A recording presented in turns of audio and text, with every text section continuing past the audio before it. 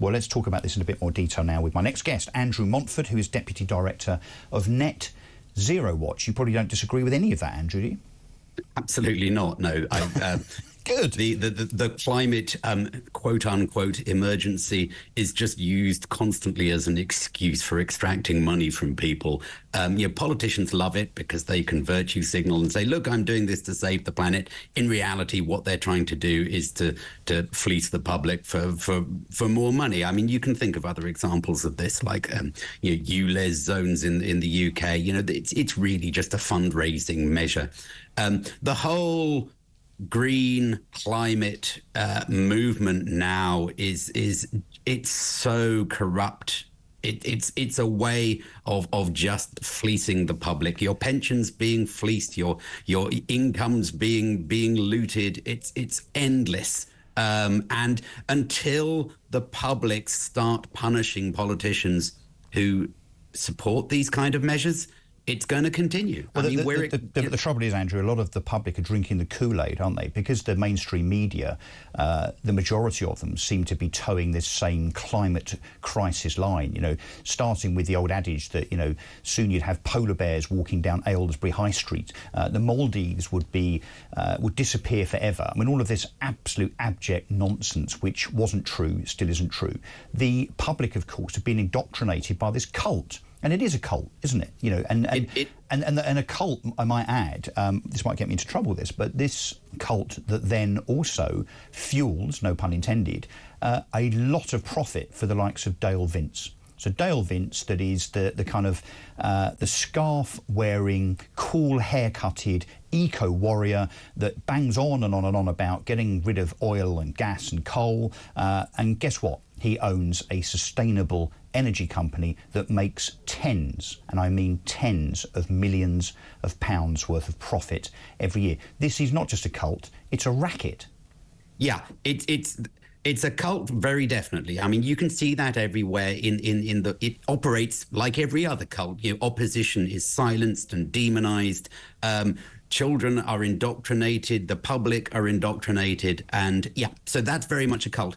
There are people that who are therefore also making money out of it. I mean, whether Dale Vince is a true believer or not, I don't know, but certainly he's making a lot of money, and a lot of other people are making money out of it. There was a story just yesterday. We had an SNP politician who's trying to change the planning rules about wind farms, and lo and behold, he's taken a really great big donation from a wind farm company. Yeah. This kind of stuff goes on all the time. I've been posting numbers recently from wind farms.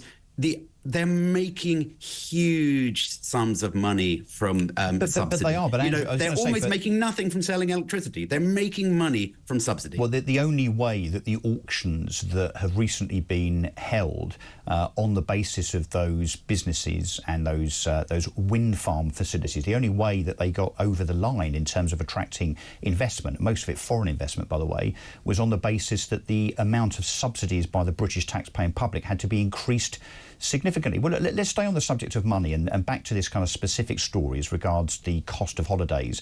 This £200 that's been passed on by these destinations to airlines that's then being passed on to us as the British travelling public, where does the 200 quid go? Why are we paying it? Where does it go? Nobody seems to know. This is the problem. I mean, there are these sort of vague environmental levies that are different places are putting on incoming tourists, but quite what they're for or where the money goes, nobody actually seems to know. So you would imagine it would go towards carbon mitigation, and I say that with big inverted commas because again it's pointless, but or to, I don't know, give it to Ed Miliband so that he can spend more money, I guess, on carbon capture, which also, by the way, is an entity that I'm sure will be making lots and lots of money for some private businesses and investors somewhere. But don't we have a right to know? I mean, if we have no choice but to buy airline tickets at an increased cost, and the consequence of that, or the reason for that, is because of some levy, some environmental tax, which is effectively what it is. Don't we have a right to know where it's going? And if it is actually mitigating climate, even if you don't believe in the need for climate change mitigation, surely we have a right to know where that money's going, rather than it just going to the bottom line of that particular airport. Yeah, I mean, well, I think these levies actually are coming from the destination cities. The story came out from EasyJet Holidays.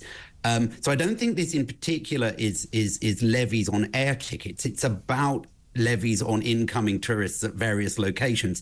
And the problem is if that's going to get reported back to us, I assume that's going to be incredibly complicated because it's going to be different in every holiday destination. Whereas the money that our government puts on airline tickets, so airport departure tax, is probably much easier to do. There's also, they also bump up the cost, not as a direct levy, but they force airlines to use biofuels in the mix. That adds to the cost as well. I mean, everything they're doing on these things adds to the cost. And just say there for a second, I just want to see what Benedict Spence thinks of this. I suspect you're in violent disagreement over levies to holidaymakers, particularly as there's no trace of where that money is spent. Yeah, of course I am. But I mean, ultimately it sort of depends on where it's going and what the money is being used for. But I do think it's very interesting that, the past couple of years, after they changed the method of measuring the temperature in certain Mediterranean countries, and we're told that, the temperature has rocketed up, even though it actually hasn't changed at all.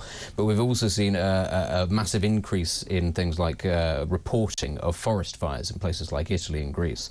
And when you sort of dive down, that's often sort of portrayed as, this is an effect of climate change. And actually, if you sort of dive down into the details, it turns out there's no difference. Well, it's not only that there's no difference, it just turns out that they haven't been doing their forestry properly. They haven't actually been managing... But Benedict, most forest fires are started by arsonists. Yeah, there's nothing to do with climate change this is the thing. And so it just strikes me as a bit of a racket that actually authorities don't do the jobs that they've already been elected to do. So they don't manage the forests properly. And as you say, somebody sets a fire because the forest hasn't been managed properly. There's a lot more debris to catch fire. At which point they then turn around and go, well, we're going to need some extra money then, aren't we? Yeah, Andrew, in 10 seconds, because I've got to go to the top of the hour, the news. What do we do about this? How do we ensure that this nonsense stops?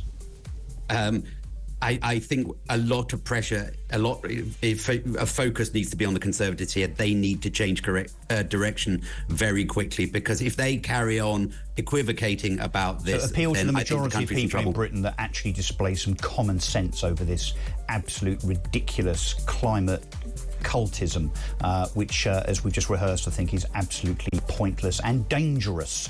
OK, I'm Russell Quirk in for Julia Hartley-Brewer, back after the news and messages.